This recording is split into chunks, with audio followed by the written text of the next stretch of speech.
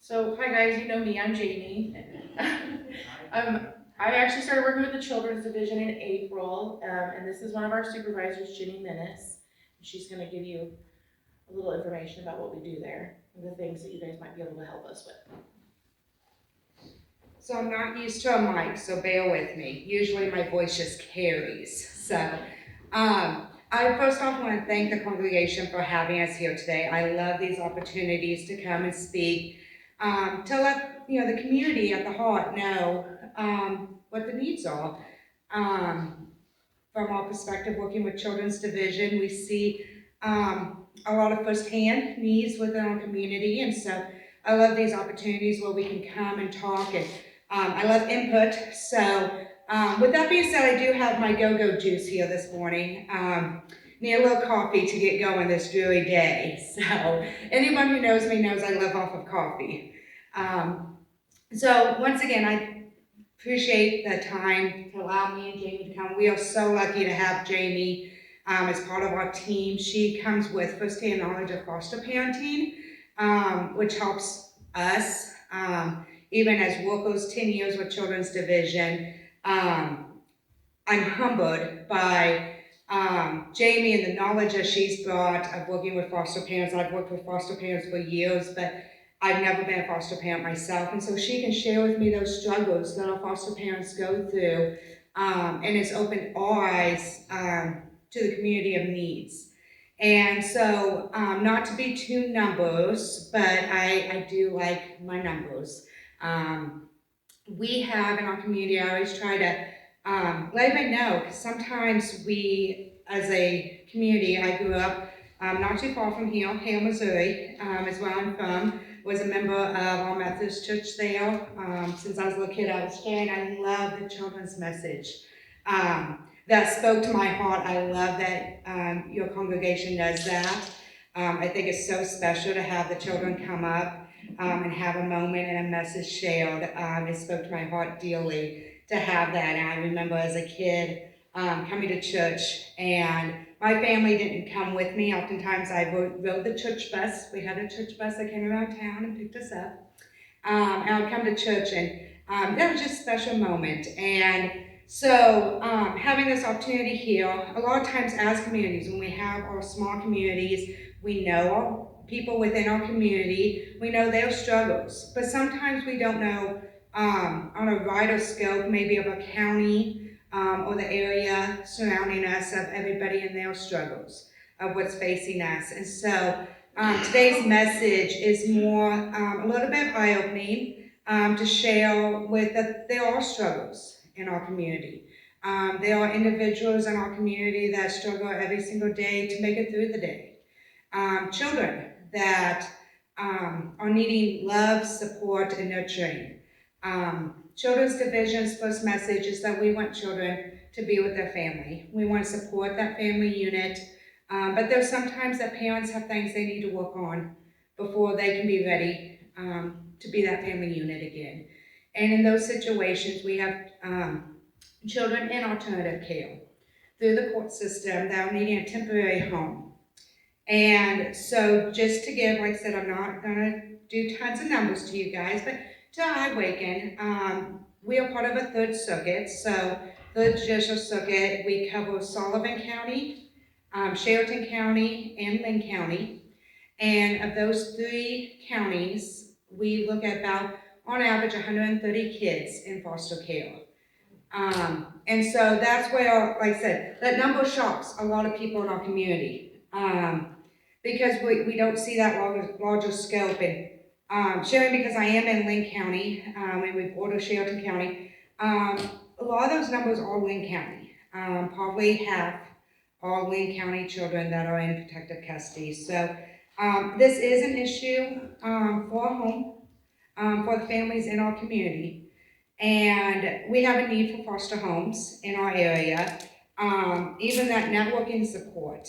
I don't come here today to say foster homes is the only thing we need. I also like to pass the message of, when you see someone struggling, or if someone is going through a situation, offer them help and support.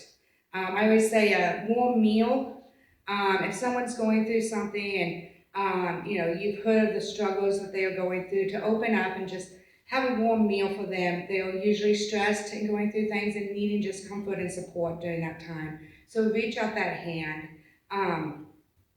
For our foster homes, we brought brochures in the back, but we do look for foster homes in our community. We, in the past, even 2 years, have significantly lost the number of foster homes just to the struggles that it's been, that everyone has faced. There's more of a struggle to support our own families, and for those who have the hearts and the kindness to open their homes to foster children, it's become a struggle for them to maintain that. So we do ask that anyone is interested. We have a desperate need definitely for those teenagers. I know teenagers can be a struggle. A lot of individuals, the babies and the little ones, but the teenagers are struggling too, and they struggle in the hardest of ways. And they show that need for love and support differently. And sometimes that comes out in anger or frustration. And so having that extra patience with them. Oftentimes we speak about the teenagers that are they follow the actions that they know. And so if someone that they love and care about is struggling with substance abuse, or they're struggling with their own anger issues, they've learned and they follow that practice. And so if we can be one step as a community to break a cycle, and to have even mentors for those youth to look up to, and to know that there is a different way of life to prosper and grow and have a healthy life. We want to be those opportunities. And so, like I said, sometimes the coffee is good, sometimes the coffee leaves my train of thought to go other places. Jamie chuckles, I'm usually very high energy. And so, what I want to talk about a little bit too, like I said, is our needs of our children in the community. A lot of congregations come up to us and ask, how can we help donate? We don't have the space or the location to donate, so we usually ask anybody to donate to Senate Bill 40 or those resources that are already established in our communities to help and support. We have preventative services. One of the areas that program units I'm over is family-centered services. That's where we try to link in to help families and for the children to maintain the family unit and create intervention before it gets to a point that children have to come into protective custody. And that's a passion I've had for years, to be able to do that early intervention when possible. In those cases, we do have donations where we take cleaning supplies and things like that to help families, because sometimes it literally is just making ends meet.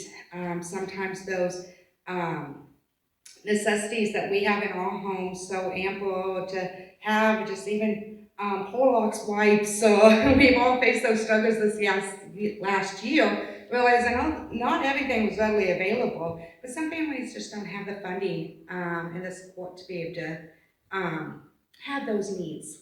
So we do take some donations for that and to work with families.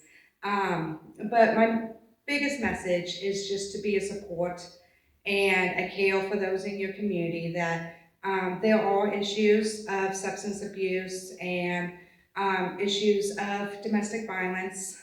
Last year I spoke a lot during COVID about the numbers of domestic violence in our community and how our community was so isolated. And that speaks for domestic violence, adults who suffer from a spouse that they very often was trapped in a home with their abuser, isolated from the community, but that spoke the same for the children. Children, when schools shut down, we saw a dramatic decrease in numbers of hotlines that we responded to. That wasn't because all of a sudden everybody was living happily and children were not being abused in their homes. Oftentimes it was just that they were isolated. They wasn't near teachers or caregivers that saw them every day to touch base with them and know how they were doing. A lot of them function by being in a computer screen, and sometimes not even that. And so we passed a message last year about reaching out to your neighbors. Um, I think a large message, and it has gotten so much better, even in the 10 years I've been with Children's Division, about it was such a taboo subject to talk about child abuse for many, many years. I'm sure many of you can think when you were children yourself that it wasn't anything anyone talked about. It was something seen as that was their family matter to be dealt with in their home, and no one spoke about it. The culture has changed, and I'm so thankful the culture has changed that it is something that if you see something, people are speaking up. They are going to a trusted adult. Children are told to go to a trusted adult, or trusted adults are in our communities, and they're taking action, and that's wonderful, but there's still work to be done on that. Definitely in our small communities. You know, I always encourage that if anyone does have concerns or you're seeing something that just maybe is different than the normal for someone you know and you care about, to reach out to them, or to reach out to a trusted member. You can reach out to Children's Division as well.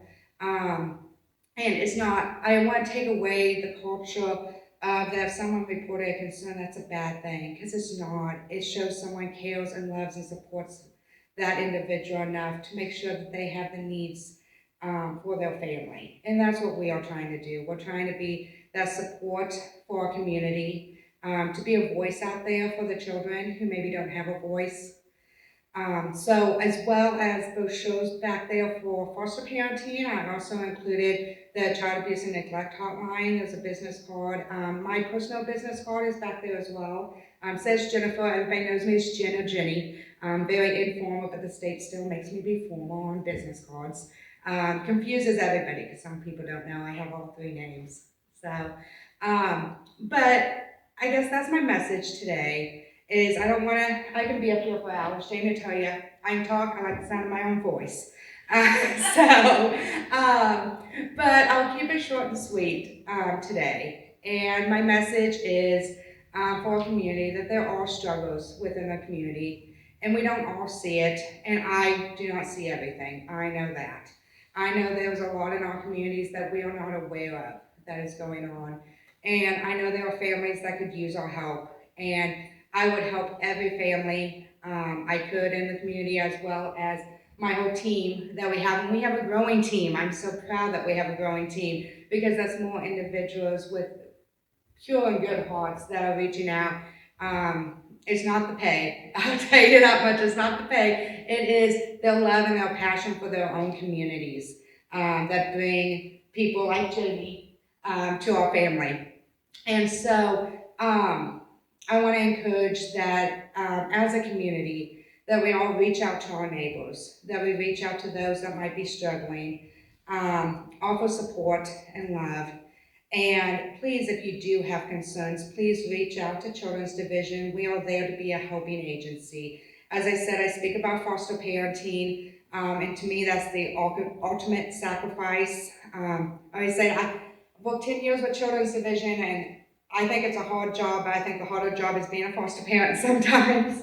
I told Jamie, I don't know how she did it, but I also know Jamie's heart. Right now, they have a rule out there with Children's Division that they can't take children unless for adoption, and I'm going to share with her. That's been a struggle. I hope you don't mind me sharing. That's been a struggle.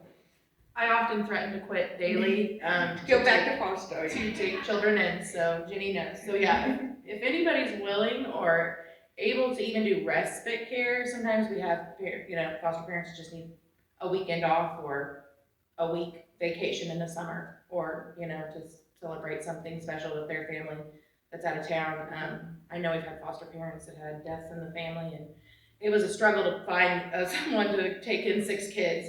Even if placing them clear across the state while they're still in school was hard for us. So anybody that's willing to do respite care, anybody that's willing to do, like I said, if anybody's willing to deal with teenagers that are sometimes very difficult, but very loving. I mean, it's hard sometimes, but they're sharing their need for love just in difficult ways, and that's what we try to get that message across.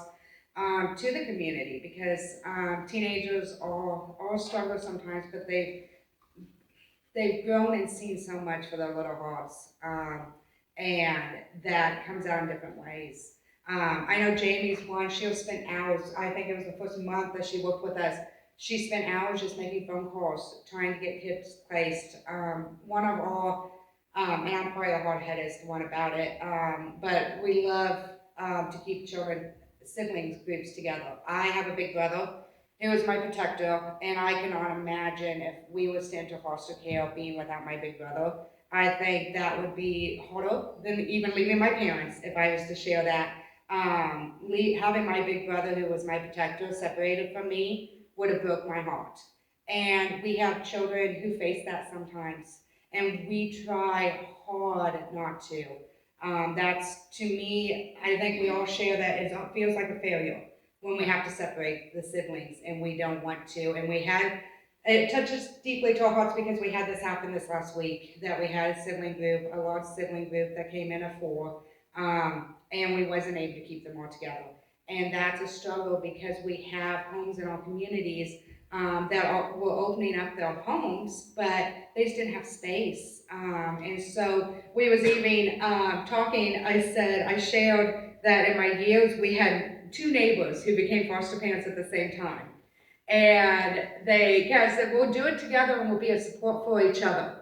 Kind of like a pact together. They said, we're going to do this together, we're going to be a support and we'll help each other out. And the first family I gave them was 5 children. That was removed, horrible circumstances. But we did have to split 3 and 2 of the sibling group into different homes. But I'm telling you, they had evenings together. You wouldn't know they was in 2 separate houses because they functioned as a family together. They attended church together. They had dinners together. They did everything in the community together, that those siblings always had their bond. And ultimately, those children were able to be adopted. And so that's a touching story that sometimes it helps even as a group to come together. I do share, I spent most of my career in the 3rd Circuit, Putnam County and Grundy County. And in Grundy County, I did speaking at churches just like this as we do today still. And we had a church that took action. They said, we heal through your voice or calling to make a difference. And still to this day, we call Trenton a lot because that church took action.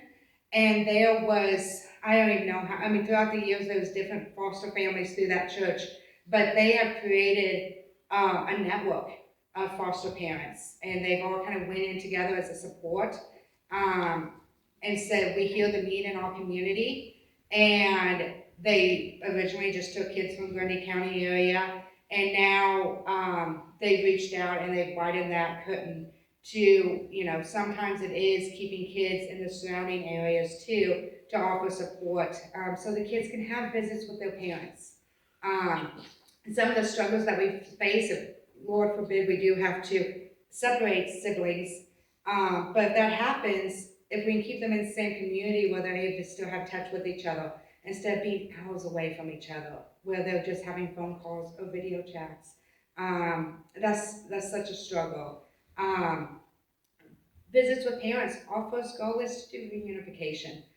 We want to work with parents so that the kids can come back to the home as quickly and safely as possible. But that includes having visits with their parents. And so if we can keep our kids in our communities, then that also allows them to have more time to be able to work, and see their parents while their parents are working through things. So like I said, our sibling group, we separated, they live now 2 hours apart.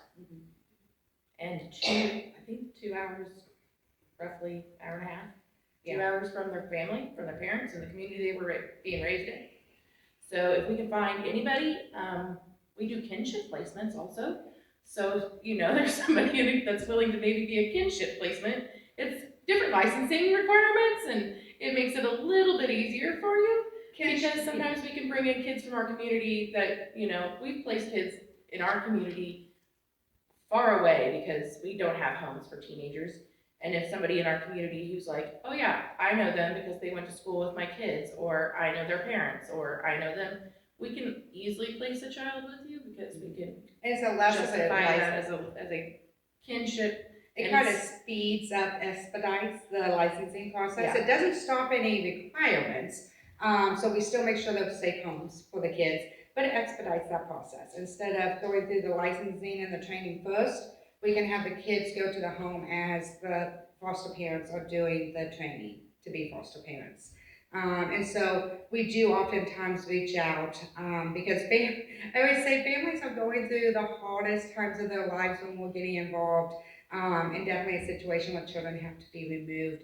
That is the hardest time in their life. And so turning to them and saying, you know, Jamie, who's someone you know that we could have your kids stay with, they're frazzled.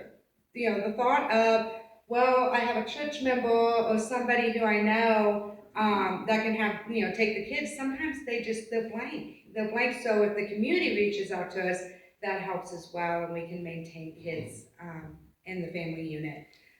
That's waiting for an opportunity. Like I said, I encourage anybody who, if this message is speaking to you today, me and Jamie will be here afterwards. I'm volunteering you to stay late. Okay. We'll be here afterwards for you to talk to. If you want to talk more about fostering, Jamie has firsthand knowledge. She knows far more than even I do because you live it. Well, like you guys were such a great support for us, so. She did. She You stated. guys know. You've seen it, so you guys know. Jamie actually came to me.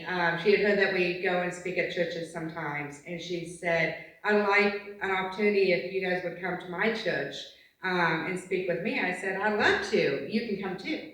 You can help me. But she said, I remember coming in, and she goes, I had several kids just placed with me. She goes, we got up for church on Sunday morning. We went to church.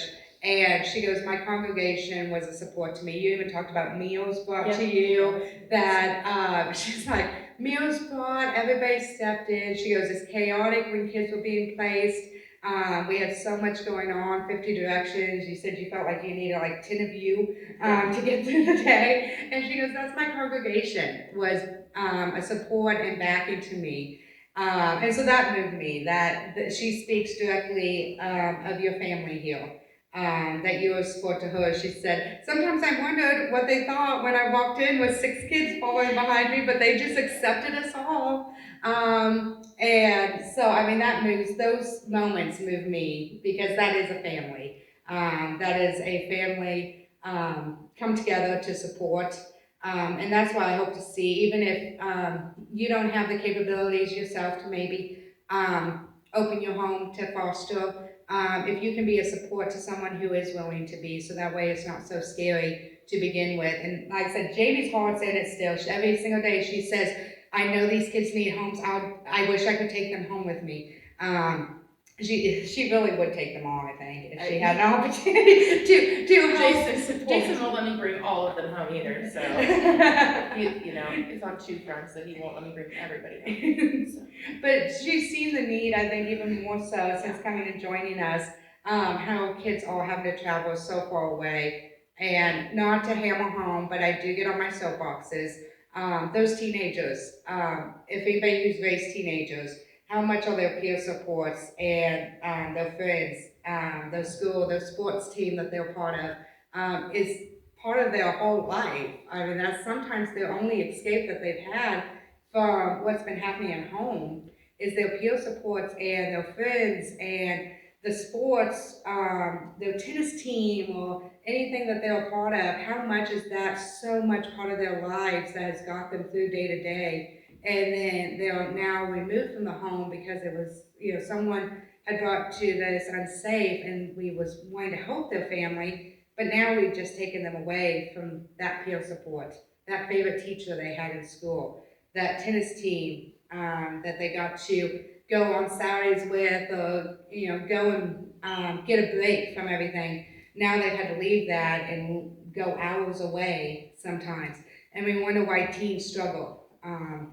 Definitely teens in foster care, why they have such a hard time of it, and that is because, you know, they crave to maintain in that family unit. we see a lot of kids, and recently made the news, there were some articles, I don't know how everybody reads the news, but I do, but that we do have a lot of kids that run away, teenagers that run away, and that breaks my heart and scares me, for our kids in our community, because they're running home, is who they're running to, they're running home to their community, because that's, every core of their body is telling them that's where they need to be, and so we want to help support that.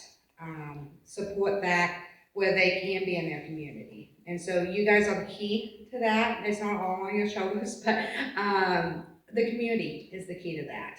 And so once again, kind of leaving message from me, if anybody has questions or wants to have an opportunity to talk, I won't take the whole, I love to talk. I will take the whole morning away from everybody, but I will stay late and as late as it takes to answer any questions I can and be a support. If anybody wants to talk afterwards. Any last message? I think that's it. So yeah, we'll be back there if you guys would like to speak with us. So thank you for your time. Thank you.